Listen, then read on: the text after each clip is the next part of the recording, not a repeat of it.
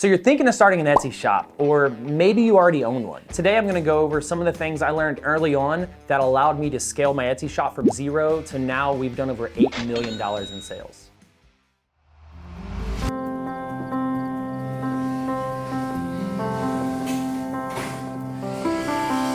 So I started my Etsy shop in 2015, and the whole reason I started it was just to put myself through college. And so I just named it my last name and then Woodworks. So Drapello Woodworks was my Etsy shop name. So one of my first products that I sold on Etsy was clipboards. So I made wooden clipboards and made them out of walnut, or I made them out of like a medley. So I do like a walnut maple cherry. And then I had a local sawmill that I bought pecan from. And so I'd go to that local sawmill, get the pecan, and make a pecan clipboard. So that was the very first product I tried selling on there. The second thing I tried to sell was inlaid cutting boards, which originally was the whole reason I purchased this CNC. And I was selling typically like last name, giant letters for a last name. And so you could buy a kitchen size cutting board from me with a giant letter M or D or something like that. And I'd inlay it with walnut or maple. So my Etsy shop, when I first started off, it wasn't like the most banger, awesome Etsy shop. And you gotta remember, these are the early days of Etsy when I started, where I don't even think there was such a thing as Etsy ads. So I didn't even run ads back in the day. But what I did do for photography, at first, I didn't know any better, so I had super bad photography, didn't have a lot of sales. And then I realized for online selling and Etsy, like photography is everything. So the first thing I did is I went to the local high school. I found the photography teacher at that high school and said, hey, would your students like a project? Would they want to shoot product photos for this and maybe a workshop? I got some photos back. They were pretty good, put them on there, and my sales doubled from that. What I ended up doing is going to Walmart, getting some white poster board, getting 2 desk lamps, and taking everything off my phone, editing them on the cheapest editing software I could find. It was free. The initial Etsy shop wasn't the most beautiful thing, ads weren't a thing, but I did discover in that, short 1-year journey when I first started off that photos are everything.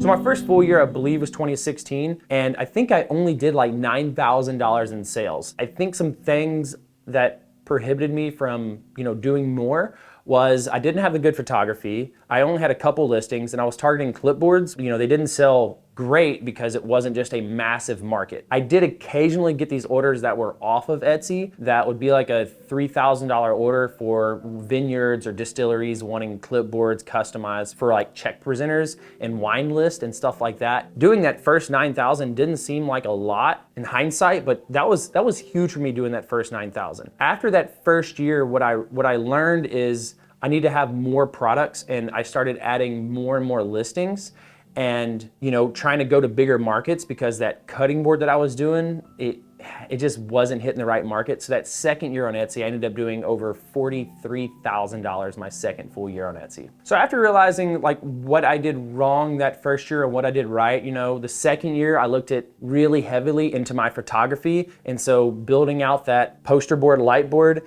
and just making sure the right angle to show off what the customer wanted. Initially in that first year, I thought the customer just wanted a really, really nice product. I didn't understand the features and the pain point I was eliminating. That second year, I started positioning my product in a different way, and then along with the photos, I would do, a full stack, so like 8 to 10 photos, and then one would show a detail, one would have a description, a size of the item, one would have like a water bottle sitting in it to show how big it is, and then you have your main photo, which is like your hero photo, that would really show off everything that you wanted to show off. And so one of the big things was that cutting board, but I showed off like how pretty that personalization was, and then how it was unique and all that stuff. And that really helped my second year. So I went from 9,000 my first year to 43,000 in my second year. Now I know what you may be thinking, like, Ryan, you started your Etsy shop back in 2016, and that was when Etsy was new, and like you got grandfathered in, and that's why you're successful. So I started an Etsy shop a little over 18 months ago, and last year we did over $450,000 in sales on it. And so it is possible to still start an Etsy shop recently and still be successful with it.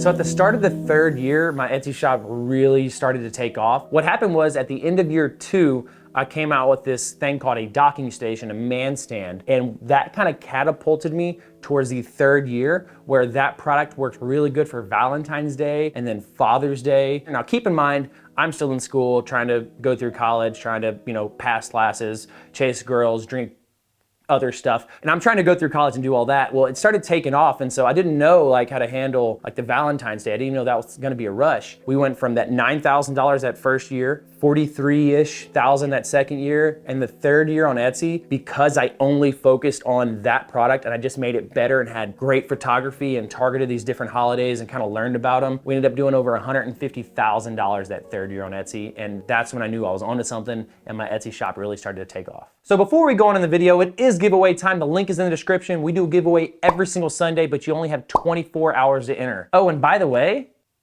the secret code is STAMP.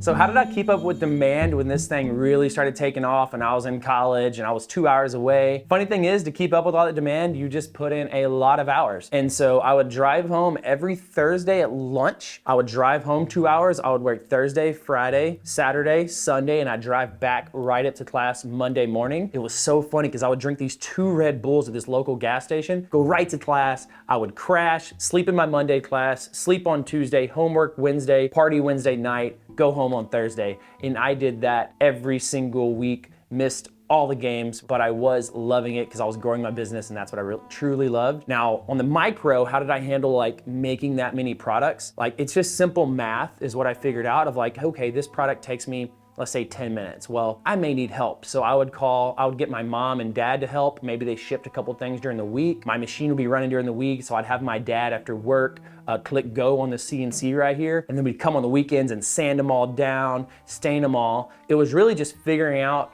that demand and just working our tails off and finding as much help as we could. But we can kind of tell, and I'm a data guy, so I was really looking at numbers and seeing like, you know what, like this is Father's Day. I don't know what's gonna happen, but I know our product right now is ranking for men's gift. What does that mean? And that's like the thing that everybody wants to do. What I've learned over the years, and I can kind of relay this information now in hindsight, let's say Etsy is like occasion-based searches, okay? So if you're on Etsy, you wanna make your products an occasion driven. Amazon, let's say, they're more like straight up, you know what you're shopping for on Amazon. Like you don't go on Amazon and type in anniversary gift for husband. You go on Etsy and type in anniversary gift for husband. Whenever people are deciding like, is Etsy right for me? Is Amazon right? Is building my own website right? I always say, if you have to tell a story, website's probably the best case scenario. If it's just a great occasion-based product, my product, like nobody was really searching docking station. Like that wasn't a searchable thing. But what I did, I put it under men's gift, anniversary gift. And what that did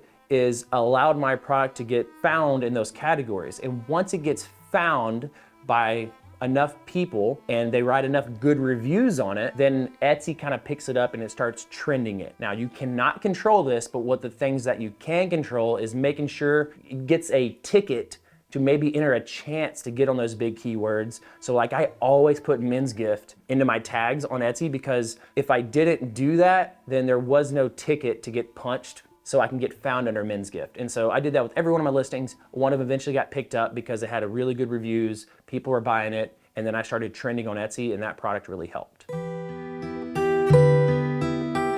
So I get this question a lot, like, do you hate the Etsy fee? I don't care about the Etsy fee whatsoever. You know, it's went up over the years a little bit, right? I think it's, 10 to 12% now. I promise you, if you have your own website, you're gonna be spending a lot more than that just to bring people in to your website. You're probably gonna be spending 25 to 40%. To me, Etsy is a great way to get in front of thousands of people instantly. So that 10% fee, 12% fee, whatever it is, put it in your pricing. Don't worry about it. Charge what you need to charge with that 10% fee. I've never really minded the 10% fee. I mean, I think to date, Etsy has got over $1 million from me in fees. Am I mad about that? Do I cry about it? Do I wish I had the $1 million? Absolutely not, because if I didn't have Etsy, then I would have never done that much in sales in the first place. So I would gladly pay Etsy that $1 million because they helped me get to where I'm at today. So my number one piece of advice for somebody starting off on Etsy or thinking about getting into Etsy is just start it. Like the worst case scenario, once you start it, is you shut it down because you don't like it. Just starting it is like,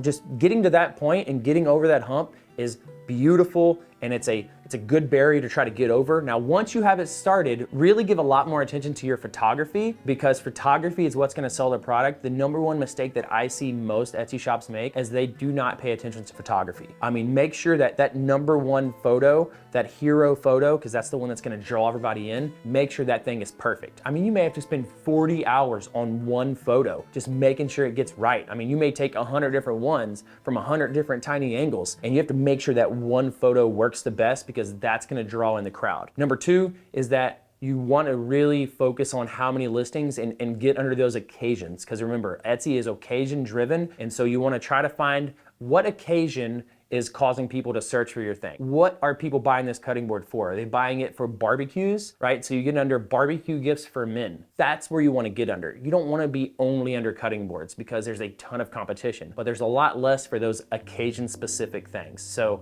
that's my top two advices. Nail down your photography and nail down your occasion that your products should be found under.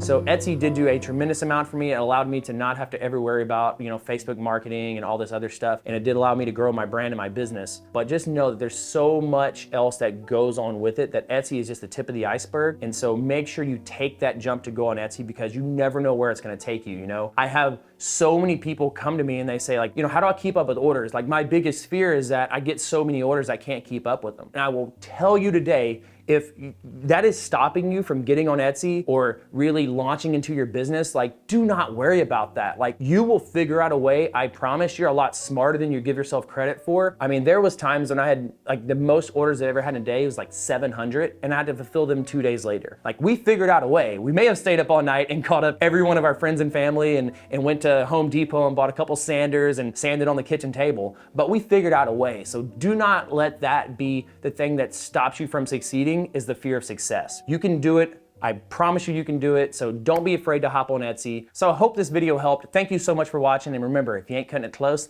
you ain't cutting it right.